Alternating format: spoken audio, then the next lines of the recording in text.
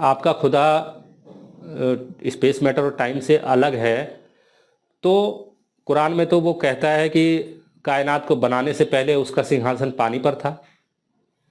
या तो आप इनकार करो कि नहीं नहीं उससे पहले वो था नहीं, या जो कि नास्तिक कहते हैं, आप कह रहे हैं कि वो था। ये भी एक समय का एक कॉन्सेप्ट है, एक वो है कि वो था तो जावेद साहब ने कहा कि वो कर क्या रहा था, करोड़ों साल तक, लाखों साल तक वो कायनात को बनाने से पहले वो कर क्या रहा था। तो इसका जवाब कुरान में ही है।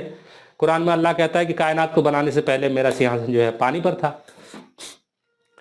अब वो पानी किस चीज पर थी?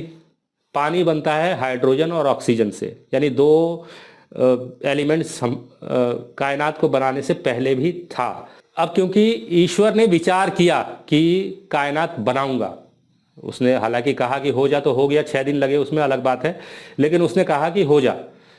तो उस हो जा कहने से पहले उसके अंदर कुछ विचार तो आए होंगे ना। वो हो जा कहने के लिए समय लिया ना उसने, यानी समय की शुरुआत से पहले समय भी था। यानी स्पेस मैटर और टाइम तो यूनिवर्स के क्रिएशन से पहले ही था। उसका क्रिएशन किसने किया? जिसपे ईश्वर उस पानी पे लेटा हुआ था, वो किसने बनाया? जावेद साहब ने एक बहुत अच्छा उदाहरण दिया कि दुनिया के नक्शे में जहाँ जहाँ अपराध, हिंसा, लूटमार, दंगे फसाद जहाँ हैं, उन जगहों पर धर्म भी ज़्यादा है। इसका उन्होंने बहुत अच्छा उदाहरण दिया। इसको काउंटर किया मुफ्ती साहब ने कैसे?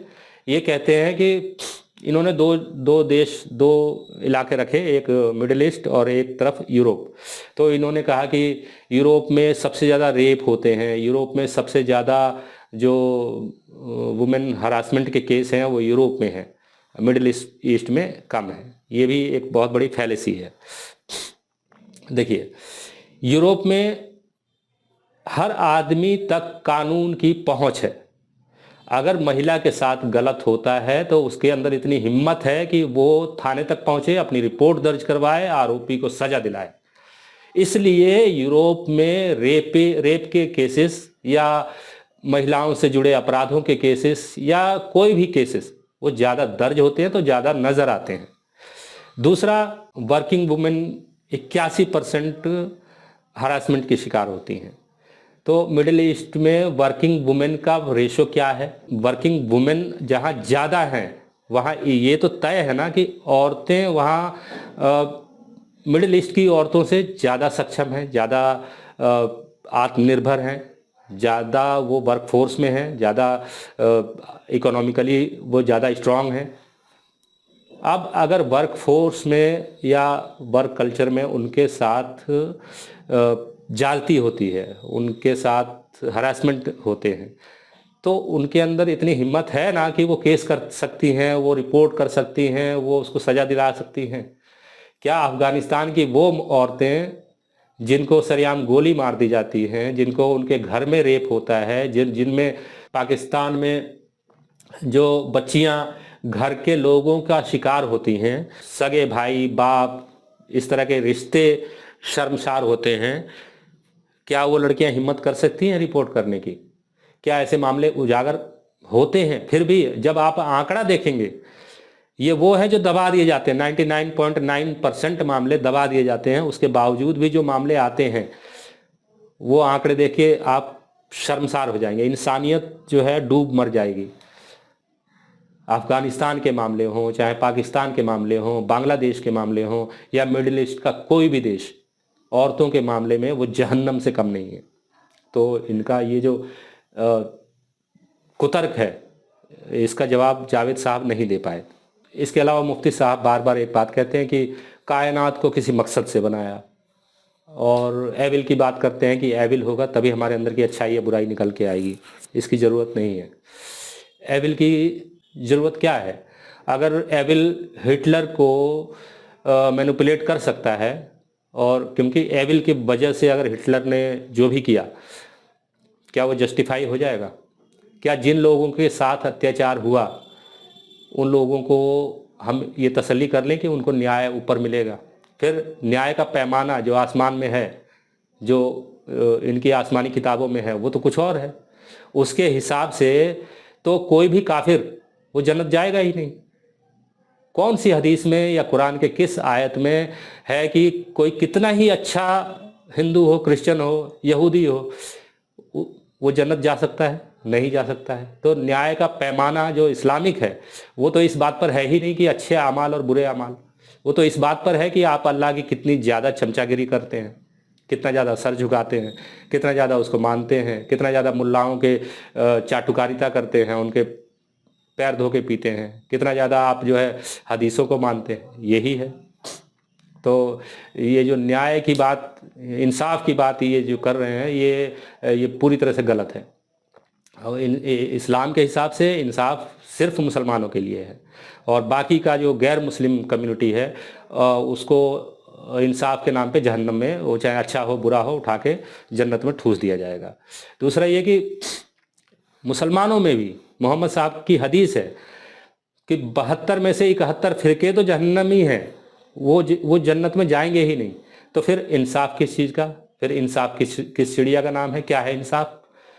एक फिरका मुसलमानों में, यानी कि कोई भी एक फिरका दुनिया की आबादी का महज 1% या उससे भी कम, वो लोग जन्नत के लायक हैं, बाकी सब नालायक हैं।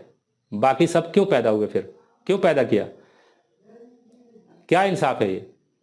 फिर जो लोग उन अपराधों में शामिल हैं जिसमें बच्चियों से रेप होता है, गाज़ा में 45,000 बच्चों को जो मारा गया, इससे पहले के युद्धों में जो लड़कियों का औरतों के साथ रेप करके उनके यौनांगों में तलवारें डाल दी गई, उनके गर्भ से बच्चों को निकाल के मारा गया, इसका भी इंसाफ होगा।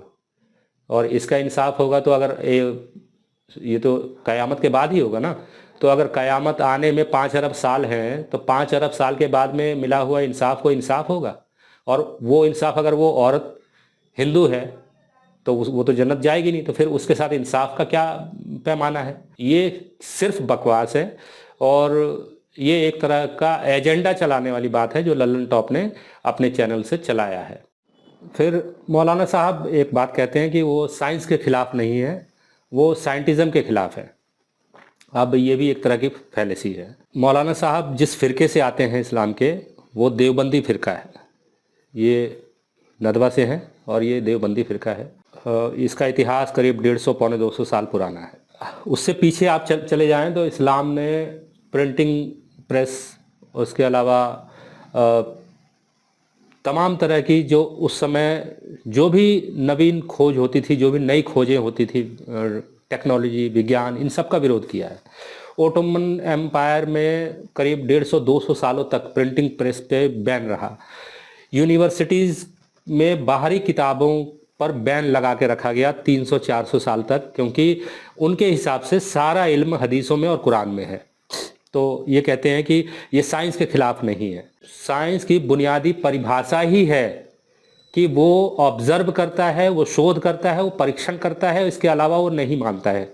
जब तक कोई बात तर्क, लॉजिक, एक्सपेरिमेंट की कसौटी पर खरी ना उतरे, वो उन बातों को नहीं मानता है। तो साइंस और धर्म कभी एक साथ हो ही नहीं सकते। वो तो आज का इनका, क्योंकि साइंस के बिना इनका गुजारा नहीं चल सकता है। ये अभी किसी कार से ही आए होंगे, अभी माइक से बात कर रहे हैं, जो कपड़े पहने हैं वो किसी फैक्ट्री में ही बने हैं, घर जाएंगे तो जो खाना खाएंगे वो किसी गैस चूल्हा और टेक्नोलॉजी पर आधारित है, जो कि विज्ञान की देन है। जिस बेड पर सोएंगे, जो सुबह टॉयलेट जाएंगे, वो सारी चीज़ें विज्ञान है। लेकिन विज्ञान का इस्लाम ने या किसी भी धर्म ने इज्जत नहीं की और कभी समर्थन नहीं किया। अब इसका उदाहरण बताता हूँ। ये जिस फिरके से आते हैं देवबंदी, उसका सबसे बड़ा मरकज़ यानी केंद्र देवबंद में है। और उसी देवबंद ने समय समय पे टेक्नोलॉजी के खिलाफ फतवे दिए हैं। टेलीविज़न के खिलाफ 2004 का फतवा नंबर 1617/1383, ये 2004 का फतवा है, जिसमें ऐसा नहीं है कि टेलीविज़न का पे फतवा ये कह के दिया कि इसमें अश्लीलता है, नहीं। उसमें फतवे में लिखा है कि अगर टेलीविज़न पे आप इस्लामिक कार्यक्रम भी देखना हराम है, समाचार देखना हराम है, एंटरटेनमेंट देखना हराम है, क्योंकि टेलीविज़न से आप अल्लाह से दूर हो जाते हैं। आप उतना समय जितना टेलीविज़न को देते हैं उतना आपको अल्लाह की इबादत में देना चाहिए। तो ये अल्लाह को पसंद नहीं है कि आप टीवी देखें। टीवी पर धार्मिक कार्यक्रम देखना भी हराम है, ये 2007 का फतवा है। फोटोग्राफी के खिलाफ देवबंद ने 2013 में फतवा दिया, जिसके तहत कोई भी औरत मर्द जो है फोटो नहीं खिंचवाएगी। इसके अलावा 2017 में देवबंद ने फतवा दिया कि सोशल मीडिया पर अकाउंट बनाना, वहाँ से फ़ोटो शेयर करना, विचार शेयर करना, इसके अलावा किसी तरह का इन्फ्लुएंस जो आप सोशल मीडिया पे करते हैं वो सब भी हराम है। ये 2017 का फतवा है। अब शमाइल साहब कहते हैं कि हम साइंस के खिलाफ नहीं है, साइंटिज़म के खिलाफ हैं। तो क्या ये साइंटिज़म है? क्या आपका सोशल मीडिया पर अकाउंट नहीं है? आप खुद ही ब्लॉगिंग वगैरह करते हैं। आप जो ये लाइव में खड़े हुए हैं इसका भी वीडियो बनाए हैं और ये वीडियो सोशल मीडिया पर अपलोड होगा और ये सदियों सदियों तक ये रहेगा। तो क्या आपको खड़े होकर ये कहना चाहिए कि देवबंद का ये फतवा गलत है? और सबसे पहले आपको जावेद अख्तर की आलोचना करने के बजाय या नास्तिकों को की धज्जियां उड़ाने की बजाय आपको देवबंद जाना चाहिए और वहां उनसे सवाल करना चाहिए। आप कहते हैं कि सवाल करना इस्लाम में हराम नहीं है। क्या आप इन सवालों का जवाब देंगे? क्या आप सवाल पूछेंगे? आप जाके पूछिए, नदवा में पूछिए, देवबंद में पूछिए। और सवाल करना हराम नहीं है तो सवाल का जवाब दीजिए कि मोहम्मद साहब ने 51 साल की उम्र में 6 साल की आयशा से शादी किस अल्लाह के मकसद को पूरा करने के लिए किया। सवाल नंबर 2, ये मेरे सवाल हैं। बनु कुरैजा कबीले के 700 मर्दों को मारने का क्या कारण था? क्यों मारा गया? क्या वो अल्लाह के पैगंबर उनको माफ़ नहीं कर सकते थे? क्या ये नहीं कह सकते थे कि ठीक है तुमने गलती की, हम तुम्हें माफ़ करते हैं? क्या उससे वो बड़े नहीं हो जाते? फिर उनकी औरतों और बच्चों को बाज़ारों में बेचना, ये कौन से पैगंबर के कर्म हैं? इससे हम क्या सीखें? इसके अलावा पैगंबर के वो झूठी हदीसें जिसको आप सच मानते हैं, सही हदीस कहते हैं, बुखारी शरीफ, मुस्लिम शरीफ, क्या आप उन हदीसों को नकारने को तैयार हैं? कुरान की वो आयतें जो हिंसा की वकालत करती हैं, कुरान की वो आयतें जो विज्ञान का विरोध करती हैं, कुरान की वो आयतें जो धरती को चपटी बताती हैं, कुरान की वो आयतें जो इंसान को जाहिल बनाती हैं और कामचोर बनाती हैं, क्या उन आयतों को आप हटाने की वकालत करेंगे? क्या उनका जवाब देंगे? बकवास करके आप किसी डिबेट में जीत हासिल कर लें, इसका मतलब ये नहीं कि आप सही साबित हो गए। हिटलर अपने समय में पूरे जर्मनी का सपोर्ट उसके साथ था, बहुत ताकतवर था, बहुत सारे लोग उसके साथ थे।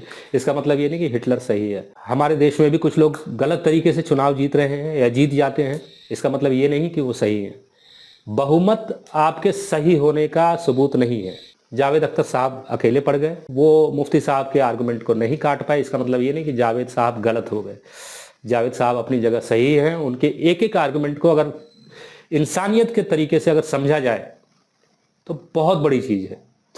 लेकिन भक्तों को, वो लोग जो ब्रेन वाश्ड हैं, जो इन मुल्लाओं के और बाबाओं के चंगुल में फंस के वो आगे नहीं सोच सकते हैं, उनको जावेद साहब की बात समझ नहीं आएगी। इसके अलावा इनकी बहुत सारी बातें हैं जो मुझे अभी याद नहीं आ रही हैं। इस पर हम फिर अगले, अगर ये एपिसोड अच्छा लगा तो फिर पूरे डिटेल से मैं इनकी एक एक बात को आपके सामने प्रस्तुत करूंगा। तो तब तक के लिए मुझे अनुमति दीजिए। इंसानियत जिंदाबाद। अगर आप मेरे विचारों से सहमति रखते हैं तो मुझे इस नंबर पर आर्थिक सहयोग भेज सकते हैं। मुझे आपके सपोर्ट की ज़रूरत है। इंसानियत जिंदाबाद।